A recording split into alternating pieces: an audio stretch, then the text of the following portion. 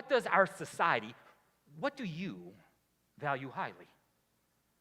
Because in our culture, we value power, don't we? We value position and climbing the corporate ladder. We value possessions. We value people. We value all of these things that have to do with this world. Remember, we're talking, our theme verse comes from Romans chapter 12, verse 2, where Paul writes, do not be conformed to the pattern of this world. Do not be conformed to the way this world thinks, but be transformed by the renewal of your mind. In other words, change the way that you think about things. That you're not approaching it from a worldly perspective, but from a godly perspective. And so this morning, I want to talk to you about financial house. And the truth is that even as followers of Jesus, even as his disciples, many of us are poor money managers. We really and truly are. And so what I want to teach you is how to better manage your money. I'm not talking about tithing today. This is not the beginning of a capital campaign or any fundraising event. Okay? What I want to talk to you about is being good money managers. Because in our world today, one of the top 3 reasons that couples present for marriage counseling is finances. In the last couple of years, it's actually been number 1. The number 1 reason today that many marriages are falling apart is because of finances. Till death do us part is what it boils down to. In our story, the parable for this morning, the manager, the Greek word is oikonomos.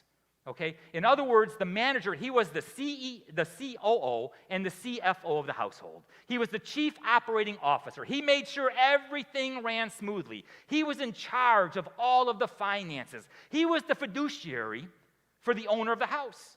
He ran every aspect of the house, including all of the financial affairs and all of the investments. And what the manager did was legally binding for the owner of the house. In verse 2, we learn that the manager was wasting money, right? He was not treating the owner's money properly, and so he was being fired. You're out. He very quickly realizes that he's unemployable. Talk about some good introspection, right? He's too weak to dig, and he's too proud to beg. He hit rock bottom. And so he's thinking to himself, what will I do? I'm going to lose my job. I've got no more income. I'm going to lose my position, my standing. What am I going to do? Now, right off the bat, I want to point out the mercy of the master, the owner of the house. The owner of the house had every right to throw the servant in prison.